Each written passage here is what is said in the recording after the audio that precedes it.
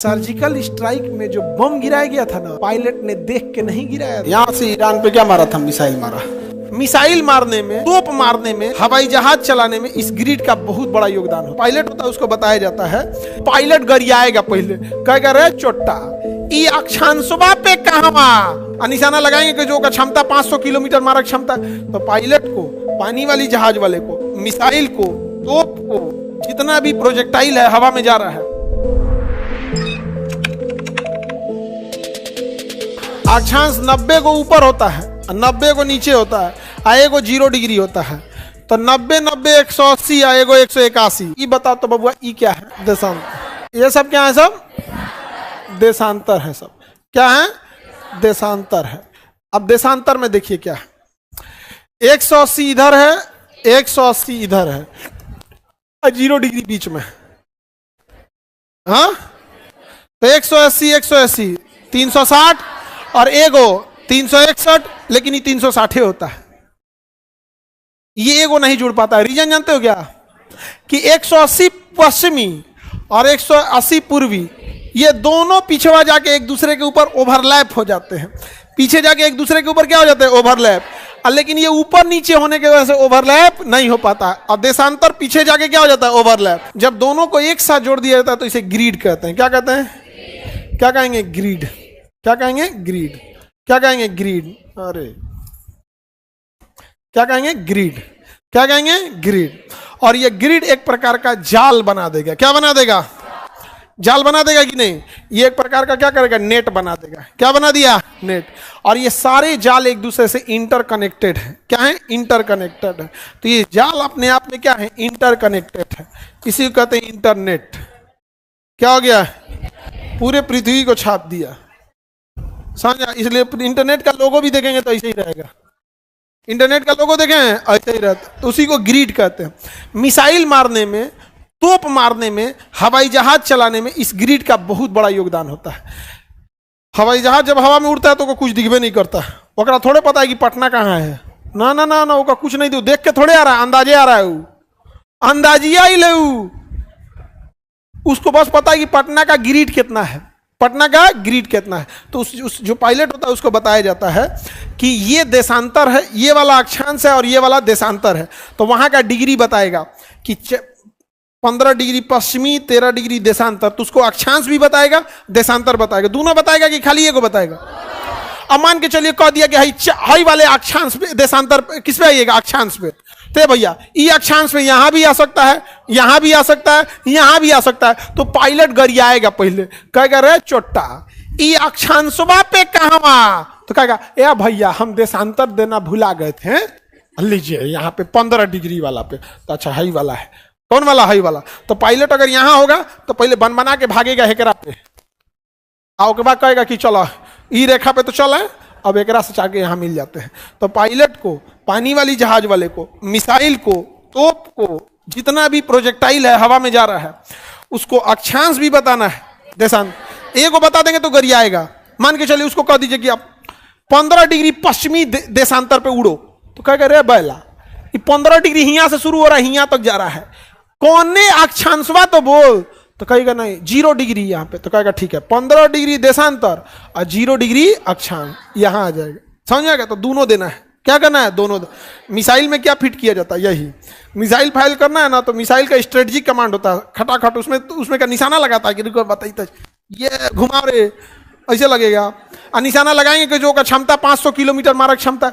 किसी मिसाइल की 3000 किलोमीटर मारक क्षमता, आपको दिख रहा है 3000 किलोमीटर? मारेंगे कहां से? पूछ नहीं, उसके सॉफ्टवेयर में जाके क्या भर देना है? अक्षांश। ये ईरान है, ये डिगो गार्सिया है, यहां से मारा था टॉमहॉक मिसाइल। कहां पर? ईरान के ऊपर। ये है डिगो गार्सिया, यहां से ईरान पे क्या मारा था? मिसाइल मारा, टॉमहॉक मिसाइल मारा। समझ में आ गया? तो डिगो गार्सिया पर किसका अधिकार है? ब्रिटेन का। और ब्रिटेन और फ्रांस की क्या रहती है? संयुक्त सेना रहती है। यहाँ ब्रिटेन और अमेरिका की संयुक्त, यहाँ परमाणु बम वगैरह सब रखे हैं सब। समझ में गया? और बहुत बड़ा एयरबेस है इन सब का, बहुत बड़ा एयरबेस। कहाँ पे? डिगो गार्सिया में। और बहुत बड़ा वहां पे। तो ये तो सैटेलाइट इमेज है कि महीने में एक फोटो ले लिया उसी को महीने भर चलाता है। हम लोग को सेटेलाइट का लाइव फोटो नहीं मिलता है। तो सेटेलाइट का लाइव फोटो अगर हम लोग को मिल जाए ना, आप सड़क पे चल रहे हैं ना, सेटेलाइट इमेज, आप किताब खोलिएगा तो पढ़ लेगा आदमी उस पे से क्या लिखा हुआ है। यहाँ ब्रिटिश इंडियन ओशियन टेरिटरी लिखा होगा, डिगो गार्सिया मिल गया। वहां वो द्वीप ब्रिटेन ने कब्जा करके रखा है। डिगो गार्सिया द्वीप किसने कब्जा किया? ब्रिटेन ने। और वहां ब्रिटेन अमेरिका दोनों मिलके अपनी एयरफोर्स और नेवी रखे रहते हैं सर। कहां पर? डिगो गार्सिया में। कहां रखे हैं? डिगो गार्सिया में। अभी हम लोग कहां है भैया? इंडिया में है। देखिए ये इस नक्शा में हम लोग देखते हैं डिगो गार्सिया को, ये मालदीव है, यहां है डिगो गार्सिया। देखिए इंडिया के नीचे मालदीव के नीचे चागोस, और चागोस में ही क्या चीज है? डिगो गार्सिया। ये द्वीप किसका है? ब्रिटेन का। चागोस आर्किपियागो लिखा है, चागोस आर्किपियागो। वो द्वीप जो होते हैं सर उनको आर्किपियागो कहते हैं, छोटे छोटे द्वीप होते हैं सर चागोस में। अब यहां देखिए ये लिखा है छोटा सा, यहां अमेरिका की क्या रहती है? नौसेना। इस द्वीप पे किसकी नौसेना है? अमेरिका की। अब यहां देखिएगा अमेरिका की नौसेना खड़ी होगी, यहां देखिए। इन नौसेना को पेट्रोलियम की कमी ना हो इसलिए पेट्रोल डिपो, क्या चीज है?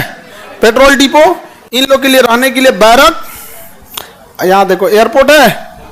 और ये किसका? कौन से? एयरफोर्स का है। किसका है? एयरफोर्स का। इसके अंदर वो रखे छुप के रहते हैं, ये शेल्टर है, इससे निकल के क्या कर देंगे? हमला कर देंगे इस यहाँ पे। अभी यहाँ पे इनका एक जहाज खड़ा है, 2 ठो। ये C-17 ग्लोब मास्टर है, इंडिया के पास में भी है। और ये उनका कोई और जहाज है, P8I पोसाइडन जहाज है, यहाँ खड़ा है। ये ब्रिटिश इंडियन ओशियन टेरिटरी नाम है इसका। और ये सारे मिसाइल सैलोज वगैरह हैं सब, अंदर अपना बैरक को रख रखे हैं सब, यहाँ मिसाइल वगैरह भरी रहती हैं सब। ये पेट्रोलियम के लिए है इसका, ब्रिटिश इंडियन ओशियन टेरिटरी। किसी को दिक्कत? छोटा सा द्वीप है और इस पे केवल और केवल क्या रहते हैं सर? नौसेना। यहां से इसने मिसाइल मारा था ईरान पे। सर्जिकल स्ट्राइक में जो बम गिराया गया था ना, पायलट ने देख के नहीं गिराया था। उस बम के अंदर ऑटोमेटिक गाइडेंस सिस्टम था, ठीक है। तो भारत के खुफिया सैनिकों की कमांडो की एक टुकड़ी रात को चुपके से जाके, कुछ गूगल मैप से, कुछ ड्रोन से, कुछ सैनिक जाके और उस जगह पर अक्षांश देशांतर नोट कर लिए थे, अक्षांश और दिशांतर नोट कर लिए थे और वापस आ गए थे। और एयरफोर्स ने जो बम गिराया था, उस बम के अंदर उसी अक्षांश और उस देशांतर को पहले से प्री फीड कर दिया गया था कि जैसे ये बम जहाज से नीचे गिरेगा उसी अक्षांश और उसी देशांतर पे गिरेगा। और एयरफोर्स वालों ने जहाज में बम भरा, अब जहाज में भरे और उनको अब निशाना लगाना था, बस उस एरिया में पहुंचना था, एरिया में पहुंच के ड्रॉप करना था। निशाना कौन लगाता? बम ऑटोमेटिक, बम ऑटोमेटिक। उड़े सब एयरफोर्स वाले, धड़ाम से गए सब यहां से, अब बस उस एरिया को क्रॉस करके चले आए, सब एरिया को क्रॉस करके चले आए। और उस बम में पहले से क्या फीड था?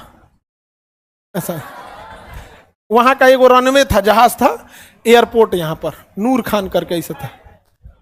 जो बम गिराया है एयरफोर्स ने नहीं, यहां गिराया है, दोनों रनवे चौपट हो गया है। तो पायलट को इतना टाइम तो मिला नहीं होगा। अब पाकिस्तान भी तो बकलोल तो होगा नहीं कि आप उसके एयरपोर्ट पे खड़ा होके और टिप के बम गिराएंगे। ना ना, तन दहीने नहीं, तन बाएं, तन चलो हो, ए सुरेंद्र चाह तनी होने चलिए, गिराओ गिराओ तो गिराओ, धान दे, हाँ गिरल गिना, ऐसे होगा। अरे वो एयरफोर्स वाला आया होगा, धड़ाम से यहां से जहाज लेके निकला होगा, बस ड्रॉप कर दिया। जैसे ड्रॉप किया उसका सॉफ्टवेयर क्या आएगा? अच्छा हम ड्रॉप हो जाएंगे, देशांतर अक्षांश वहां आके पाकिस्तान धाए, समझ में आ गया कि नहीं? गिरेगा उस पर, धाम, खुदा हाफिज। कोई जाता है तो उसे क्या बोल रहे? खुदा हाफिज, अलविदा। समझ में आ गया? बम गिरा दिया जाएगा, ऊपर वाला जहन्नुम में अच्छा से अच्छा कुर्सी दे उन लोग को। नहीं समझ आ गया? तो बताओ ग्रिड का काम है कि नहीं?